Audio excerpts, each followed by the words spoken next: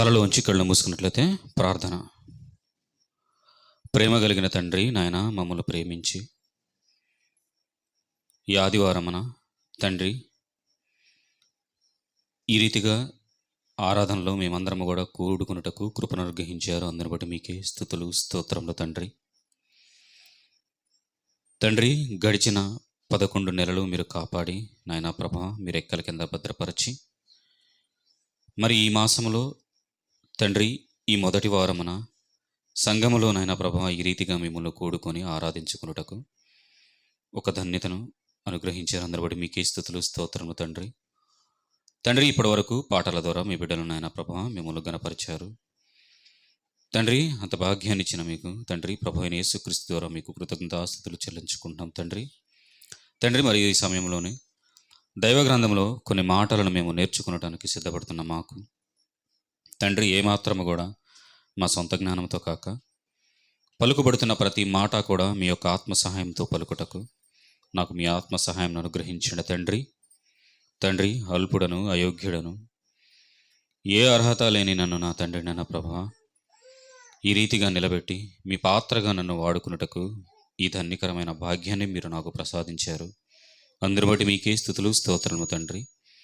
తండ్రి నాయన ప్రభా వింటున్న మీ బిడ్డలందరూ కూడా నాయన ప్రభా దేవుడు తెలియచేస్తున్న మాటలని గ్రహించి తండ్రి ఈ మాటల ప్రకారంగా మేమందరము కూడా మీ నామమును ఉన్నతంగా ఘనపరిచే బిడ్డలముగా ఉండడానికి సహాయం అనుగ్రహించమని మా ప్రభువు మీ ప్రియకుమారుడు అనే యేసుక్రీస్తు వారి పేరట మిక్కిలి వినయముతో ఈ ప్రార్థన అడిగి వేడుకుంటున్నాను పరమ తండ్రి, ఆమేన్. మంచిదండి, ఇప్పటి వరకు కూడా మనందరినీ కాచి కాపాడి దేవుని చల్లర రెక్కల కింద మనందరినీ కాపాడిన దేవునికి ప్రభు అయిన యేసుక్రీస్తు ద్వారా కృతజ్ఞతాస్తుతులు చెల్లించుకుంటున్నానండి. అలాగనే మన ప్రభువు మన రక్షకుడు అయిన యేసుక్రీస్తు వారి పేరట మీ అందరికీ కూడా నా హృదయపూర్వకమైన వందనములు చెల్లించుకుంటున్నాను.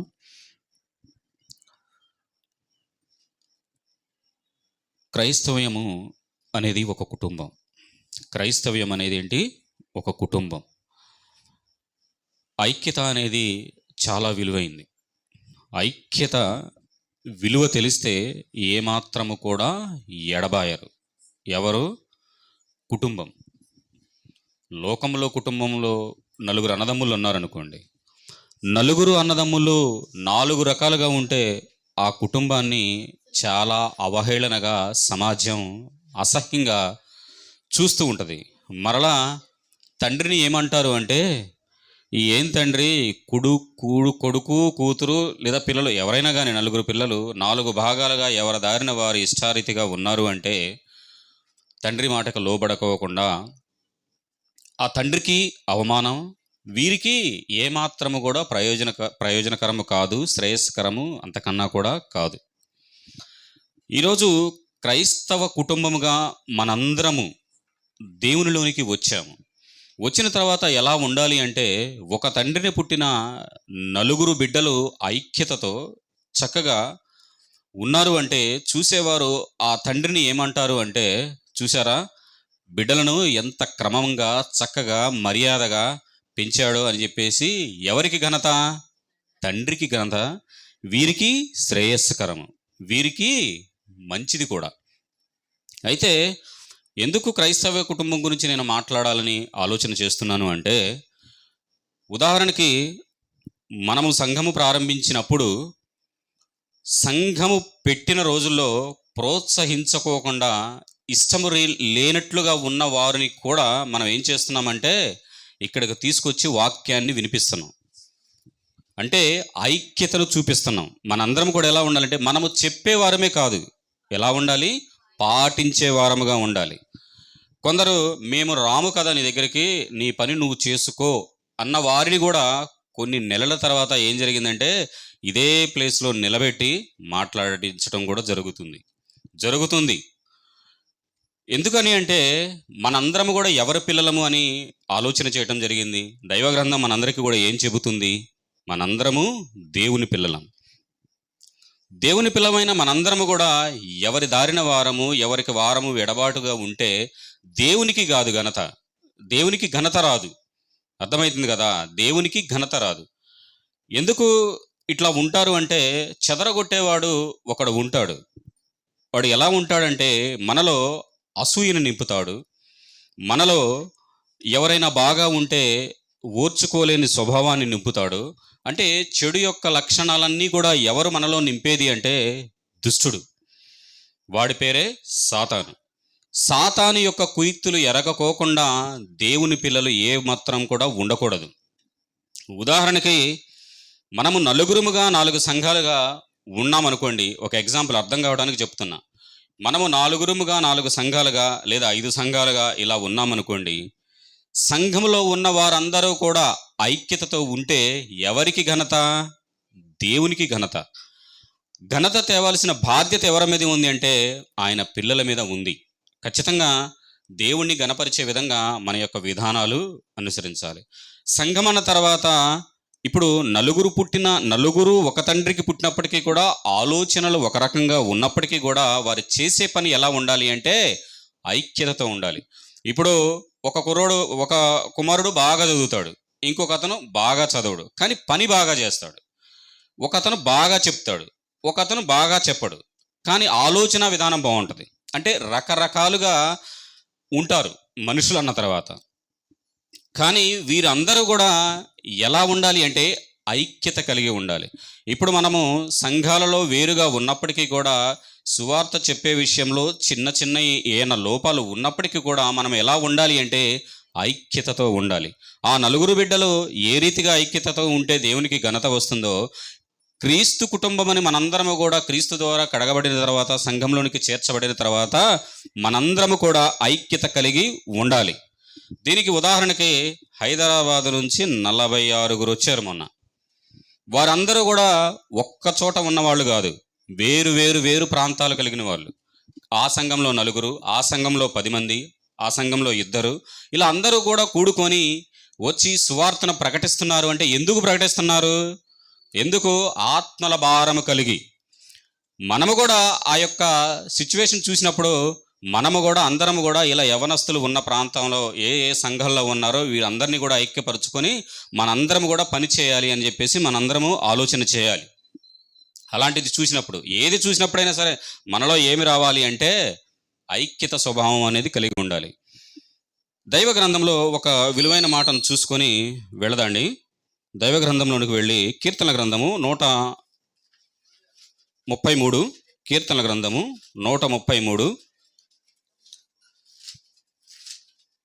133 వచనం చూడండి. సహోదరులు ఐక్యత కలిగి నివసించుట ఎంత మేలు, ఎంత మనోహరము, ఎంతో ఆనందము. ఈ యొక్క మాటలు చెప్పటానికి చాలా మంది కూడా చెప్పటానికే పరిమితమయ్యారు. అందరూ మాట్లాడతారు ఏమని? సహోదరులు ఐక్యత కలిగి ఉండుట ఎంత మనోహరము అని అందరూ మాట్లాడతారు. మాటలతో సరిపోదు, మనము వాటిని చేయాలి. వాటిని ఏం చేయాలి. నేను పరిచర్య చేసింది నా ప్రాంతంలోనే అని కాదు, మనము వెళ్ళిన ప్రతి ఒక్క చోట కూడా మనము పరిచర్య చేయవలసిన బాధ్యత మనము ఉంది. ఎవరి ద్వారా రక్షించినా కానీ ఆత్మనే కదా మనం రక్షించేది. ఏ భేదము లేదు, అందరినీ రక్షించడానికి దేవుడు ఈ సువార్తను సమాజంలో ప్రకటించమని అందరికీ కూడా బాధ్యత కల్పించాడు. బాధ్యత కల్పించినప్పుడు అన్ని ప్రాంతాలను మనం సమానంగా చూసుకుంటూ వెళ్ళాలి. కొన్ని ప్రాంతాల్లో కొద్దిగా శుభ్రంగా లేనివారు, కూలి పనులు చేసుకునేవారు, హడావుడిగా పనుల నుంచి వచ్చిన వాళ్ళు, ఏదైనా లేకపోవచ్చు. కానీ ఆ ప్రాంతాలను మనము చిన్న చూపు చూడకూడదు. ప్రతి ఒక్క చోట కూడా విలువగా సువార్తను ప్రకటించాలి. ఎందుకు అంటే దేవుడు మనలను ఐక్యతతో ఉండమన్నాడు. ఇప్పుడు లోకంలో అనుకోండి, కులమని, మతమని ఎన్నో భేదాలుగా, వర్గాలుగా, పార్టీలుగా ఎన్నో విధాలుగా విడిపోతూ ఉంటారు. కానీ క్రైస్తవ్యంలో కూడా ఇలాంటివి కనపడినప్పుడు చాలా బాధ అనిపిస్తుంది. దీనికి మూలం ఎవరు ఉంటున్నారు అంటే దుష్టుడు ఉంటున్నాడు అనేది ప్రతి ఒక్కరూ కూడా గమనించాలి. ప్రియ సహోదరులకు అందరికీ కూడా తెలియచేయాల్సిన విషయం ఏంటంటే, ఈ సందర్భంలో మనము ఒక పనికి ముందుకు అడుగులు వేస్తున్నాము అంటే మనము మొదట కలిగి ఉండవలసింది ఏంటంటే ఆత్మల భారము కలిగి మాత్రమే దేవుని పని చేస్తే దేవుడు మెచ్చుతాడు. నేనే కనపడాలి, నేనే ముందుండాలి, నా గురించి అందరూ చెప్పుకోవాలి. నిన్నటి దినాన మొన్నటి దినాన ఒక సందర్భం మాట్లాడుకున్నాం మనం. ఏంటి? మనుషులు మెప్పు మనకి చాలా ప్రమాదం. అలాంటి ప్రమాదం మనుషులది. కానీ దేవుడు మెచ్చే విధంగా మనము చేసే ప్రతి ఒక్కటి కూడా చేయాలి. మనుషులు చాలాసార్లు మనం మంచి చేసినప్పుడు మెచ్చుతారు, చెడు చేసినప్పుడు ఏదో ఒకటి అంటారు. అదే మనుషులు మనము కాస్త మంచి స్థాయిలోకి వెళుతున్నప్పుడు కూడా మన మీద ఈర్ష్య పడుతూ ఉంటారు. ఎందుకంటే ఈ యొక్క స్వభావాలు దుష్టుడు నింపుతూ ఉంటాడు ప్రతి ఒక్కరికి కూడా. వీటిని మనము గమనించుకోవాలి. దేవుని పిల్లలమైన మనందరము కూడా గమనించుకోవాలి. ఎదుటి వారిని చూసి ఎక్కడో ఉన్న నుంచి వచ్చి మనకి నేర్పిస్తున్నారు అంటే నిజంగా మనము ఇంకా ఏ స్థితిలో ఉన్నామో మనం అర్థం చేసుకోవాలి. మనము ఎప్పుడైనా సరే ప్రేమ కలిగే ఉండాలి. ఎందుకంటే దేవుని కుటుంబం అంటే దేవునికి ఘనత తెచ్చే విధముగా ప్రతి ఒక్కరము కూడా ఉండాలి. మన దగ్గరికి ఎందరో ఎందుకు వస్తున్నారు అంటే, ఎందుకు వస్తున్నారు? మనందరినీ కూడా బలపరచడానికి వచ్చినప్పుడు వాటిని విని మనం ఏం చేయాలి? ఖచ్చితంగా వాటిలో మనము జ్ఞానాన్ని నేర్చుకోవాలి, వివేకాన్ని నేర్చుకోవాలి, భక్తిని నేర్చుకోవాలి, మనలో ఉన్న లోపాలను సరిచేసుకోవాలి. ఎందుకంటే ఎవరితో ఏ మాటలు దేవుడు పలికిస్తాడో మనకు తెలియదు. ఇప్పుడు మన దగ్గరికి ఎంతోమంది వస్తుంటారు కదా, వారికి ఇదిగోండి ఈ సందర్భాన్ని బట్టి మాట్లాడండి అని నేను ఎవరికి చెప్పలేదండి ఇంతవరకు. నేను ఏం ఆలోచిస్తానంటే దేవుడు వారికి ఏ ప్రేరణ ఇస్తే ఆ మాటలు అందిస్తాడు అని, దైవసేవకులు ఆ మాటలు మనకు అందిస్తారు అని, ఆ మాటలు అందించాలి అని, ఈ ప్రాంతానికి కావలసిన మాటలు అందించాలని ప్రార్థనతో దేవుడిని అడగటమే తప్ప ఇదిగోండి ఇదిగో ఈ సందర్భం ఇలా మాట్లాడండి, ఆ సందర్భం అలా మాట్లాడండి అని చెప్పేసి ఏ ఒక్కరికి కూడా నేను అనలేదు. ఎందుకంటే మనకి ఏం అవసరమో ఆయనకి తెలుసు కదా. ఆయన మనకి ఏమి నేర్పించాలో అవి ఖచ్చితంగా నేర్పిస్తాడు. ఎందుకు అంటే కొన్ని సందర్భాలలో కొందరిని పిలిచినప్పుడు కొందరికి వారికి నొచ్చుకునే విధంగా కొన్ని మాటలు వారిని దృష్టిలో పెట్టుకొని ఒక అతను మాట్లాడటం వల్ల కొంతమంది మన దగ్గరికి రావటం మానేశారు. అయినప్పటికీ కూడా నేను ఇతన్ని వదిలిపెట్టలేదు. ఎందుకు అంటే సహోదరులు ఐక్యత కలిగి ఉండాలి అని ఇంత విలువైన మాటలు చెబుతున్నారు కాబట్టి ఏదో ఒక రోజు ఖచ్చితంగా మనందరం కలుసుకుంటాంలే అని. ఒక మాట మనము మాట్లాడేటప్పుడు, ఏదైనా కానీ ఒకటి మనము తలపెట్టేటప్పుడు ఎలా ఉండాలి అంటే, ఈ కార్యక్రమం ద్వారా దేవునికి ఘనత వస్తుందా? దేవునికి ఘనత రాకోకుండా మనకి ఘనత వచ్చేటట్టు చేసుకున్నాము అంటే దాని వలన మనకి ఏమాత్రము కూడా ప్రయోజనకరము కాదు. ఎందుకంటే అందరినీ రక్షించవలసిన బాధ్యత ఉంది. అర్థమవుతుంది కదా. ఇప్పుడు ఏంటి, మనము సర్వమానవాళికి సువార్తను ప్రకటించాలన్నప్పుడు వ్యత్యాసము చూపిస్తూ, తక్కువ చూపిస్తూ అలా ఉండకూడదు. అలా ఉంటే దేవుడు మెచ్చడు. చూడండి, మొదటి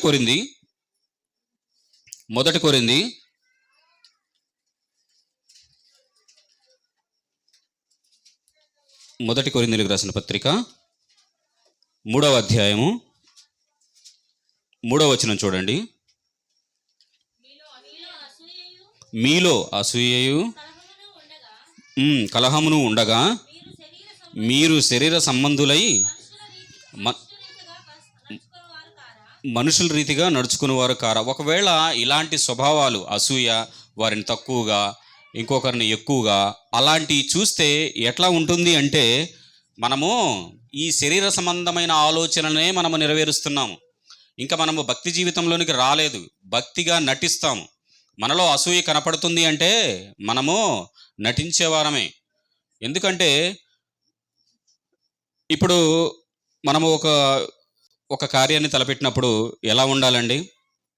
మన చుట్టుపక్కల ఉన్న సహోదరులందరినీ కూడా మనము ఆహ్వానించుకోవాల్సిన బాధ్యత మన మీద ఉంది.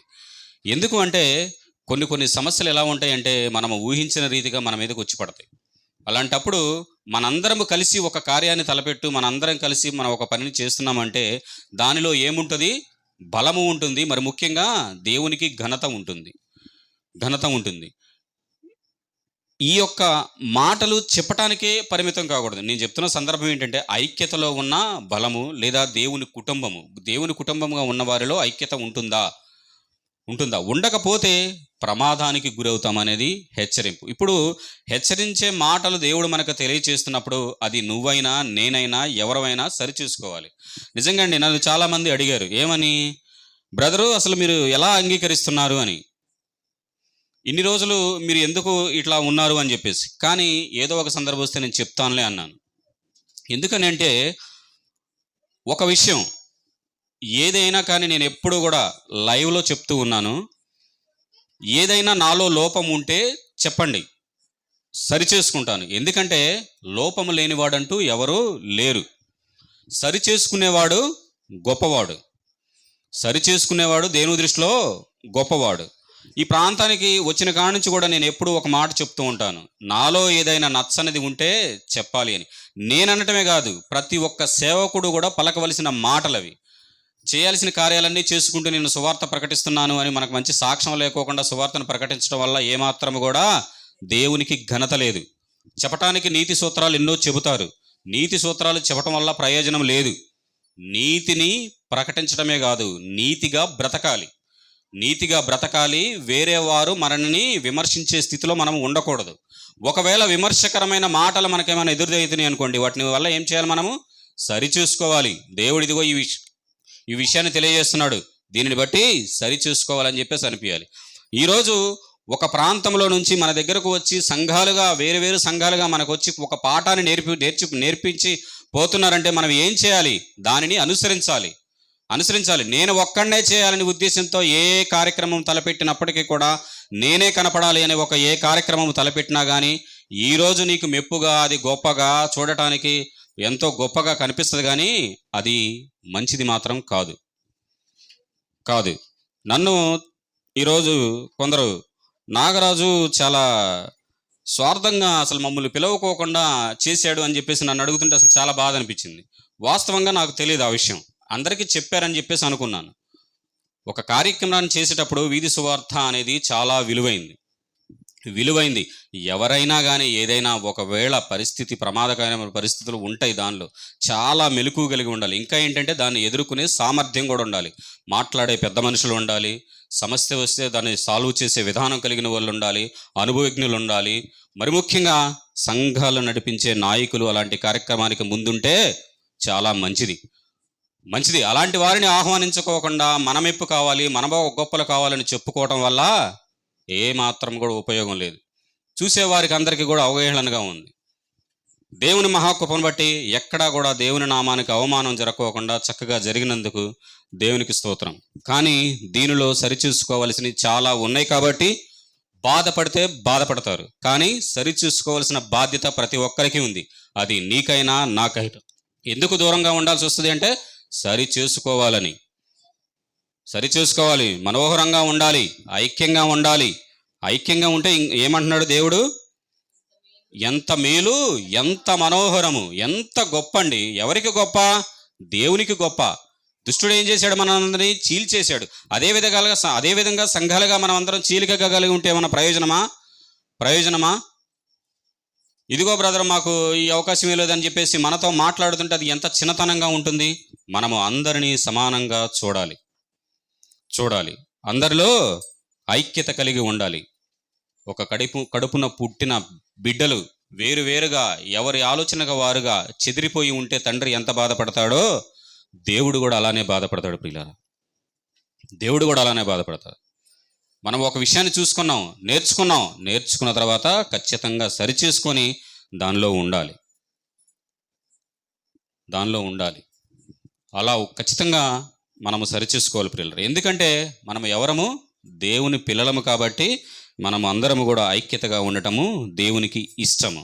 కాబట్టి ఏమంటున్నాడు? మీలో అసూయయు కలహమును ఉండగా మీరు శరీర సంబంధులై మనిషి రీతిగా నడుచుకున్నవారు కారా? ప్రశ్న ఉంది చూడండి, అక్కడ చూడండి, కారా? మనం అలా ఉంటే అలానే ఉన్నట్లేక. ఇక వాక్యము ప్రతి ఒక్కరికి కూడా సూటిగా తగులుతుందండి. వాక్యము తగిలినప్పుడు ప్రతి ఒక్కరము కూడా సరిచేసుకోవాల్సిన బాధ్యత మన మీద ఉంది. పేతురు గారు రాసిన మొదటి పేతురు గారు రాసిన పత్రిక 2వ అధ్యాయము, మొదటి పేతురు గారు రాసిన పత్రిక 2వ అధ్యాయము 2వ వచనం చూడండి. సమస్తమైన దుష్టత్వమును, సమస్తమైన కపటమును, వేషధారణయు, అసూయయు, సమస్త దూషణ మాటలను మాని ఎలా ఉండాలి మనం? క్రొత్తగా. మనం ఎప్పుడైతే ప్రభులోనికి వచ్చామో మనము పాత యొక్క ఈశ స్వభావాలు, నేనే అనేది పోవాలి మనలో. మనలో క్రీస్తు కనపడాలి. కనపడటానికి ఏదైనా లోపాలుంటే మనల్ని సరి చేసుకుంటే సరి చేసుకోవాలి. వారిని వీరిని చూసుకొని అసహించుకొని ఆ ప్రాంతం ఇంత తక్కువ, ఈ ప్రాంతం అంత తక్కువ అని ఎక్కడా కూడా మనము ఆలోచన చేయకూడదు. ప్రభు అయిన యేసుక్రీస్తు వారు, నేను పదే పదే చెప్తూ ఉంటాను, ప్రభు అయిన యేసుక్రీస్తు వారు చేపలు పట్టే శిష్యులను ఎన్నుకున్నాడు. చేపలు పట్టుకునే వాళ్ళు ఏమన్నా సూటు బూట్లు వేసుకొని, లేదా ప్యాంటు షర్ట్లు వేసుకొని, ఏమన్నా ఇరు షర్ట్లు చేసుకొని, ఏమన్నా సోక్ చేసుకొని ఏమన్నా ఉన్నారా? ఎలా ఉన్నారు వాళ్ళు? గోచీలు కట్టుకొని చేపలు పడుతూ ఉన్నారు. అలాంటి వారే మాని మార్గదర్శకులు అయ్యారు. ఈరోజు ఇలా ఉంటే భవిష్యత్తులో ఇంకొకలాగుంటారు. అంతేగాని మనం ఎవరిని కూడా తక్కువ చేసి మాట్లాడకూడదు. మనము దేవునిని మహిమ తీసుకురావాలి అంటే ఏ భేదము లేకుండా అందరము కూడా ఐక్యతతో మనము దేవుని పనిని కొనసాగించాలి. మరి ముఖ్యంగా ఇప్పుడు ప్రారంభంలో ఎవరి నుంచి వచ్చాము అసలు మనం అందరం కూడా? ఇదందరికీ తెలుసు కదా. మనందరం కూడా వచ్చింది ఒక మనిషిలో నుంచి వచ్చాం. మనం ఒక మనిషిలో నుంచి వచ్చిన తర్వాత ఈ తారతమ్యాలన్నీ కూడా ఎలా వచ్చినాయి? మనుషుడు పెట్టినాయి. దేవుడు పెట్టినవి కాదు కదా, మనుషుడు పెట్టినాయి. మనుషుడు పెట్టినప్పుడు వీటిని అనుసరించడం ఎంతవరకు కరెక్టు? వారిలా వీరిలా అని ఆలోచించటము అనేది చాలా తప్పు. మనలో ఇంకా ఆ స్వభావం పోనట్టు. సందర్భం ఏంటి? చదవండి ఒకసారి. కొత్తగా జన్మించిన తర్వాత కూడా మనం అదే రీతిగా ఉన్నాము అంటే మనలో ఇంకా ఆ పాత యొక్క జీవితము మారనట్లే.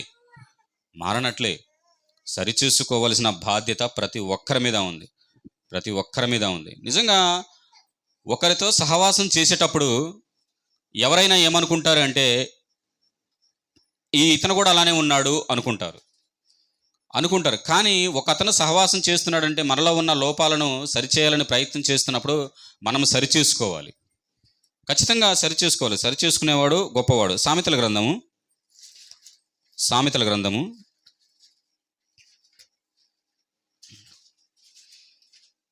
ఎవరికి వారు చెప్పుకోకుండా, ఎవరికి వారు సరిచేసుకోకుండా, ఎవరి ఇష్టం వచ్చినట్లు వారు ఉంటే ఏమవుతుంది అంటే మనము కట్టబడం.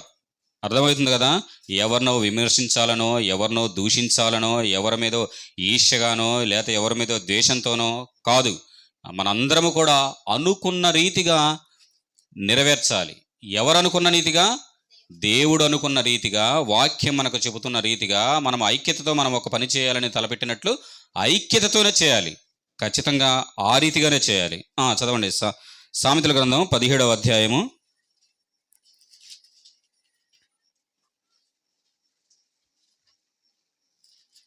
సామెతల గ్రంథము 17వ అధ్యాయము 17వ వచనం. నిజమైన స్నేహితుడు విడువక ప్రేమించును. ఏమండి? నిజమైన స్నేహితుడు ఎలా ఉంటాడంట? విడువక ప్రేమిస్తాడంట. విడువక, సగంలో వదిలిపెట్టిపోడు. నిజమైన స్నేహితుడు ఎలా ఉంటాడు? మార్గం మధ్యలో కొద్ది దూరం తీసుకుపోయి వదిలిపెట్టడు. పరిచర్య అనేది ఎలా ఉండాలంటే మనము ఖచ్చితంగా మాట ఇచ్చినట్లు చేయాలి. ఒక పాస్టర్ గారిని పిలిచామండి, స్టేజీ ఎక్కించాం, సగం మెసేజ్ చెప్పి వెళ్ళిపోయాడు అనుకోండి. హడావుడిగా నాకు పని ఉంది, అదిగో ఇంకా అక్కడ నాకు పని ఉందని చెప్పేసి సగం చెప్పి వెళ్ళిపోయాడు అనుకోండి.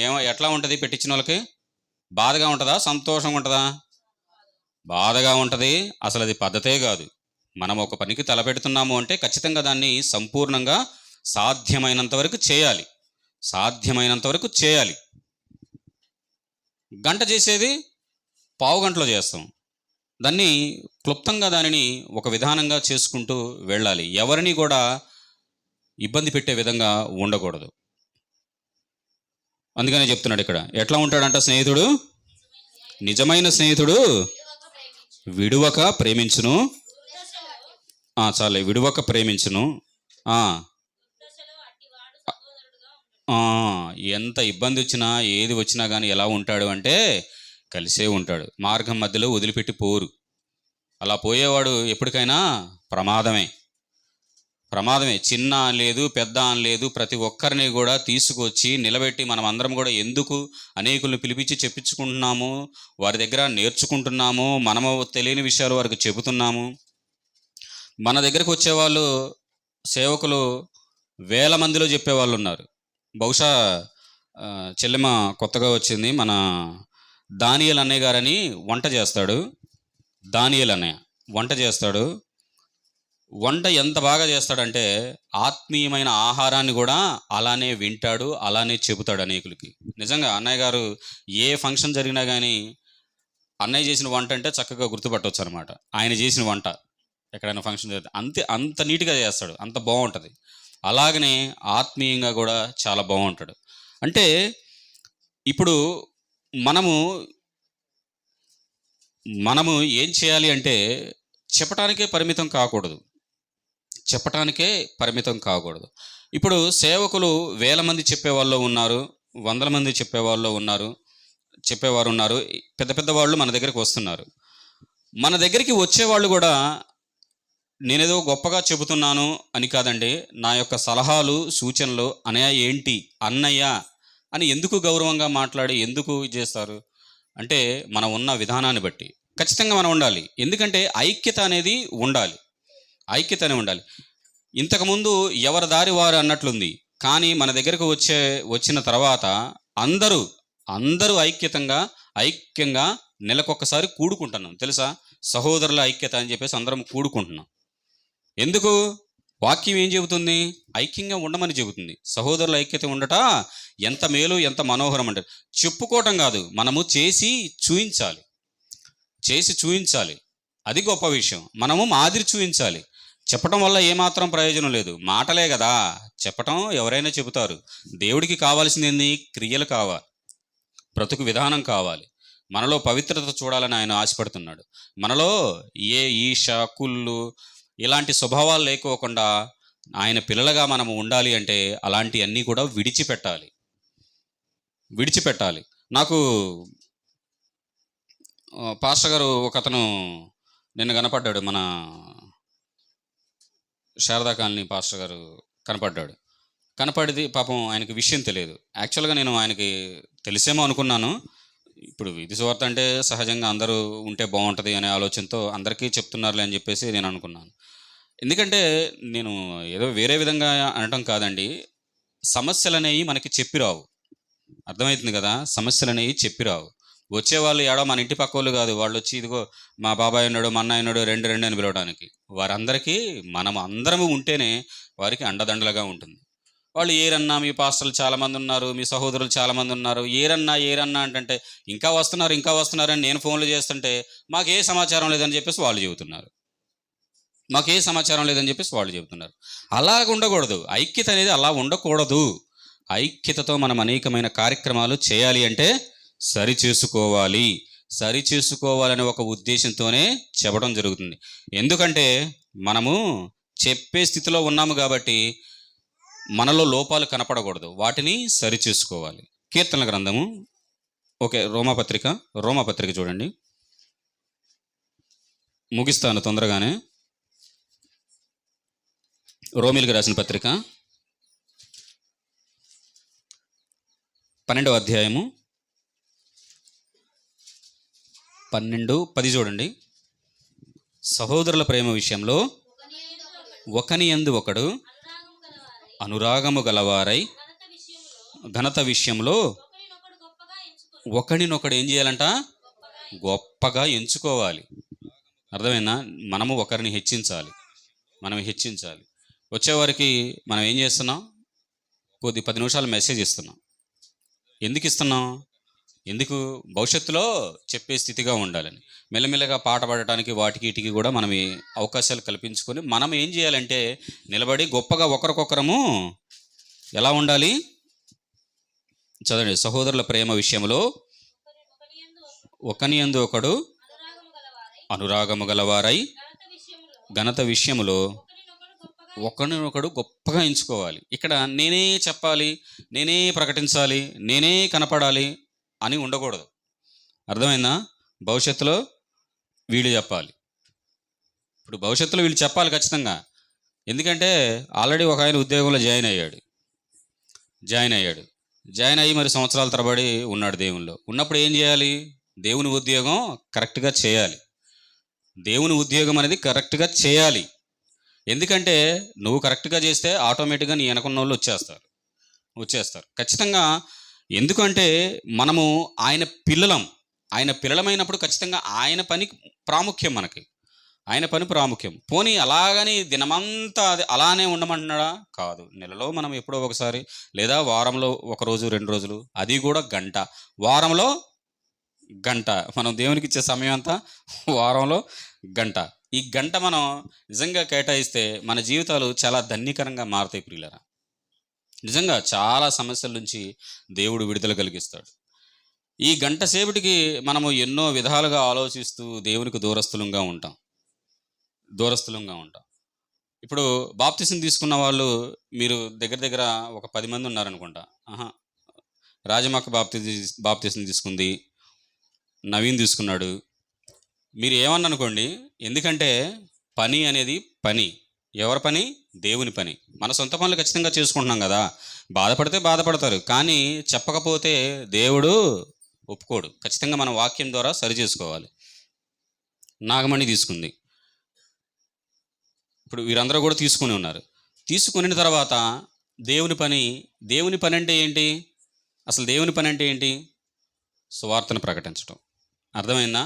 దేవుని పని అంటే సువార్తను ప్రకటించడం, లేదా దేవుని పనిలో సహకారులుగా ఉంటాం. అంటే ఎవరి తాహత కలిగినట్టు వారు ఉండటం. కుర్చీలు వేసేవాళ్ళు కుర్చీలు వేస్తారు, మైక్ పని చేసేవాళ్ళు మైక్ పని చేస్తారు, ఊడ్చేవాళ్ళు ఊడుస్తారు, లేదా ఒక కార్యక్రమానికి మన అందరం కలిసి కార్యక్రమాలు చేపట్టడం. ఇవన్నీ దేవుని పనిలో భాగం. వీటన్నిటిని కూడా మరి ముఖ్యంగా ఇవన్నీ చేసేటప్పుడు మరి ముఖ్యంగా ఇంకొకటి ఉండాలి. ఏంటది? ప్రార్థన, ఇంకా ఐక్యత,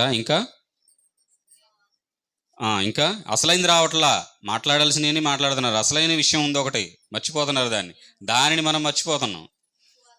సువార్తను ప్రకటించడం. ఓకే, ఇంకా ఇవన్నీ చేసేటప్పుడు ఎలా ఉండాలి అంటున్నా. ఇప్పుడు మనం మాట్లాడుకున్నాం కదా, మనలో ఏ లోపము ఉండకూడదు, పవిత్రంగా ఉండాలి. దేవుడు పవిత్రుడు గనక మనందరం కూడా పవిత్రతతో ఆయన పని చేయాలి. మరి ముఖ్యంగా పరిశుద్ధాత్మ సహాయంతో మనం ప్రతి ఒక్కటి కూడా ఆలోచన చేయాలి. అదేందండి పవిత్రత అంటే ఏంది, పరిశుద్ధత అంటే ఏంది, అసలుకి ఏమీ లేకోకుండా ఎలా ఉంటాం? ఒకవేళ లోపం ఉంటే వాటిని ఏం చేయాలి? సరిచేసుకోవాలి. దినదినము కూడా సరిచేసుకోవాలి. ఇదిగో ఇంకొక గంట క్రితం నేను ఏమైనా తప్పు చేశానేమో అని ఇప్పుడే మనం ఏం చేయాలి? ఒప్పుకోవాలి. గంటకి లేదా నిమిషాల ప్రకారం మనం ఏం చేయాలి? మనలో ఏదైనా తప్పు ఆలోచన వస్తే వెంటనే తండ్రి నన్ను క్షమించాయా, నేను ఆలోచనకు పోకూడదు అని వెంటనే మనము క్షమాగుణము కలిగి ఉండాలి. మనం క్షమాపణ అడుక్కోవాలి దేవుణ్ణి. ఖచ్చితంగా మనం వీటన్నిటిని కూడా సరి చేసుకోవాలి. అంతేగాని సాయంత్రం ప్రార్థనకి వెళ్తాగా అప్పుడు దేవుణ్ణి క్షమాపణ అడుగుతాలే, అప్పుడు నేను అడుగుతాలే, అది కాదు విధానం. మనలో ఎప్పుడైతే మనకు ఆ తలంపు ఆలోచన వస్తుందో వెంటనే వాటిని విడిచిపెట్టేసేయాలి. మనలో ఏదన్నా తప్పు స్వభావం మనకేమన్నా వస్తే. ఎందుకంటే ఏ క్షణాన ఏం జరుగుతుందో మనకు తెలియదు. ప్రభు రాకడ ఎప్పుడు జరిగిద్దో తెలియదు. అసలు మన ఆయుష్ ఎంతకాలమో మనకు తెలియదు. మనం ఎంతకాలం బతుకుతామో మనకు తెలియదు. ఇలాంటి స్వభావాలు, ఈర్ష, ఒకరి మీద ఒకరు ద్వేషం, ఆళ్ళిట్ట ఈళ్ళట్లా, ఇలాంటివి ఉంటే మన గురేంటి? పరలోకం చేరాలని. అంతే కదా. ప్రభువుని అంగీకరించిన ప్రతి ఒక్కరికి కూడా పరలోకం చేరాలనే ఆసక్తితో ముందుకు వచ్చిన వారే. కానీ ఆ యొక్క గమ్యానికి మనం చేరలేని స్థితిలో ఉంటాం. ఇదేంటండి ఇంత ఖచ్చితంగా ఉండాలంటే ఎలా కుదిరిద్ది అంటే, ప్రయత్నం చేయాలని నేను చెప్తున్నాను.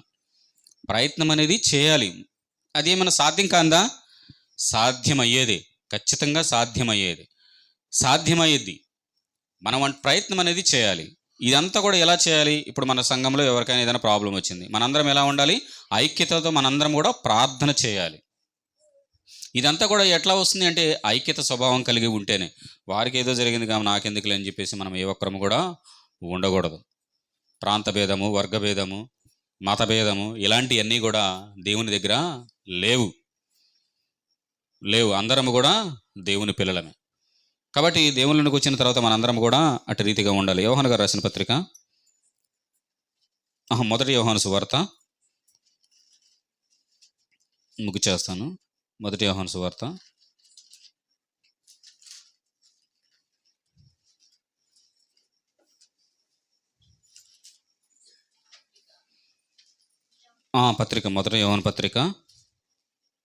3వ అధ్యాయం 15వ వచనం చూడండి. తన సహోదరుని ద్వేషించువాడు నరహంతకుడు. ఏమండి? ద్వేషిస్తే ఎవరంట? నరహంతకుడు. మనకు తెలిసిన నరహంతులు ఎవరు? ఎవరినైనా హత్య చేసిన వాళ్ళని నరహంతకులు అంటారు. కానీ ద్వేషిస్తేనే నరహంతులు అంటారు. సహోదరులు అంటే ఎవరు? మన ముందు కనపడుతున్న వారందరూ కూడా సహోదరులే. మన ముందు కనపడుతున్న వారందరూ కూడా సహోదరులే. ఇప్పుడు దేవునిలో ఉన్న వారందరము కూడా మనము అన్నదమ్ముళ్ళు, అక్కచెల్లెలు అందరము కూడా ఒక దేవుని నుంచి వచ్చిన పిల్లలము. కాబట్టి ఆయన అందరినీ కూడా మనందరినీ ఏమంటున్నాడు? కుటుంబము అంటున్నాడు. అలాంటప్పుడు మనందరం ఎలా ఉండాలి? తన సహోదరుని ద్వేషించువాడు నరహంతకుడు. ఏ నరహంతకుని యందును నిత్య జీవం ఉండదని మీరు ఎరుగుదురు. నరహంతుడికి యొక్క స్వభావం కలిగి మనము ఒకవేళ ఉన్నామనుకోండి, మనకు నిత్య జీవం ఉంటుందా? ఎవరు నరహంతకుడు మరి ముఖ్యంగా ఇది దృష్టిలో పెట్టుకోండి. నరహంతకుడు అంటే ఎవరు? ద్వేషించువాడు. ఇదిగో ఇది నేను ఇంత ఖర్చు పెట్టి ఇంత చేస్తున్నాను, వాళ్ళకి చెప్పడం ఏముందిలే అని ఇట్లా ఆలోచన చేయకూడదు. మనందరము కూడా దేవుని పిల్లలకి మనము సువార్త చెప్పాలి. అసలు నేను ఈ సందర్భంలో నేను ఒక మాట చెప్పాలనుకుంటున్నాను అండి. ఇప్పుడు దేవునిని అంగీకరించుకోకుండా ఒకవేళ ఉన్నారనుకోండి, అసలు వారిని చూస్తే ఒక దృశ్యం కనపడాలి. ఏ దృశ్యం? మంటలో ఏదో కాలిపోతున్నట్లు. ఎందుకంటే భవిష్యత్తులో జరగబోయేది అదే. వాక్యం మనకేం చెబుతుంది? దేవునిని అంగీకరించకపోతే ఏమవుతారు? వేదనకరమైన స్థలానికి వెళ్తారు. వారిని చూస్తే మనకి ఎలా ఉండాలి? అమ్మో కాలిపోతున్నారు అన్నట్లు ఉండాలి. ఇప్పుడు మన ఇంట్లో వాళ్ళు ఎవరైనా మారలేదనుకోండి, మన దృష్టికి ఏం కనపడాలి? అమ్మో భవిష్యత్తులో వీళ్ళు ఇలా ఉన్నారే, అమ్మో నా భర్త ఇలా ఉన్నాడు, అమ్మో నా పిల్లగాడు ఇలా ఉన్నాడు అని మనకు భయం రావాలి. అంతేలే కానీ నేను వచ్చే సంవత్సరం తీసుకుంటా, ఆ వచ్చే సంవత్సరం తీసుకుంటా అని వేసుకుంటా పోయామనుకోండి, ఈ లోపు ఏం జరిగిద్దో మనకు తెలియదు. అలాంటప్పుడు మనం ఆ భయముతో ఉంటే నిజంగా మనం ఏం చేస్తామంటే సువార్త భారము కలిగి ఉంటాం. ఇదిగో ఒక సహోదరుడు ఇదిగో ఒక సహోదరి ఇలాగా దేవుని తెలుసుకోకుండా ఉంది అని బాధపడుతూ మనం ఏం చేయాలంటే వారికి సువార్తను చెప్పాలి. వారి విషయంలో మనం ప్రార్థన చేయాలి. అర్థమవుతుంది కదా? సహోదరులు ఎలా ఉండాలి? సహోదరులైన వారు ఏం చేస్తారు? ప్రార్థన చేస్తారు. ఖచ్చితంగా ప్రార్థన చేస్తారు. అనేకులను రక్షించే విధంగా మన యొక్క ప్రయత్నం ఉంటుంది. మళ్ళీ ఒకసారి చదవండి ఆ రిఫరెన్స్ ముగించేసుకుందండి. తన సహోదరుని ద్వేషించువాడు నరహంతకుడు. ఏ నరహంతకుడు ఎందును నిత్య జీవం ఉండదని మీరు ఎరుగుదురు. అలాంటి స్వభావాలు ఉన్నవారు ఒకవేళ సువార్తను ప్రకటిస్తున్నారనుకోండి, ప్రయోజనమా? ఏమాత్రము కూడా ప్రయోజనం కాదు. కాబట్టి మనందరము కూడా దేవుని పిల్లలము, దేవునిలో నుంచి వచ్చిన వారము. కాబట్టి మనందరం ఎలా ఉండాలి అంటే ఒక కుటుంబంగా ఉండాలి. కుటుంబంగా ఉండటం వల్ల మనందరము కూడా దేవుని నామమును ఘనపరిచే వారముగా ఉంటాము. అనేకులకు సువార్త చెప్పే వారముగా ఉంటాము. ఒకవేళ అలా ఉండకోకుండా ఇప్పుడు నలుగురు పిల్లల తండ్రి, నలుగురు 4 దారులు ఉంటే ఆ తండ్రి ఎలా బాధపడతాడో మన తండ్రి కూడా అలానే బాధ పెట్టిన వారం అవుతాం.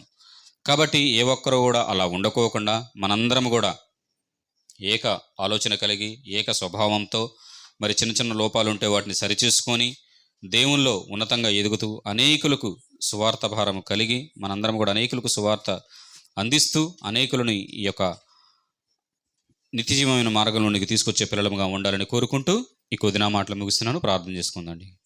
పరలోకమందున్న మా కన్న తండ్రి, నాయన మమ్మల్ని ప్రేమించి తండ్రి ఈ ఆదివారమున ఈ రీతిగా నాయన ప్రభా మీ సన్నిధిలో కూడుకొని మేమందరము కూడా నాయన ప్రభా మీ విలువైన మాటలు ధ్యానించుటకు నాయన ప్రభా సహాయం అనుగ్రహించారు. అందరి బట్టి మీకే స్తుతులు స్తోత్రములు. ఇదిగో తండ్రి నాయన ప్రభా ఈ లోకంలో ఉన్న తండ్రులు నాయన ప్రభా బిడ్డలు చెదిరిపోతే ఎంత బాధపడతారో నా తండ్రి నాయన ప్రభా కొన్ని కుటుంబాలు చూస్తుంటే అర్థమవుతుంది తండ్రి.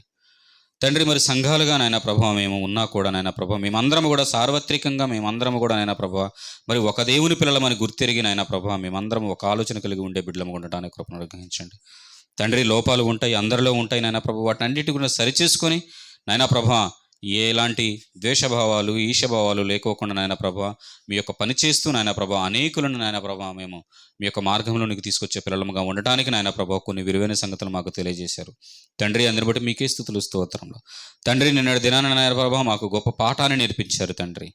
అందరి బట్టి మీకే స్తుతులు స్తోత్రంలో తండ్రి.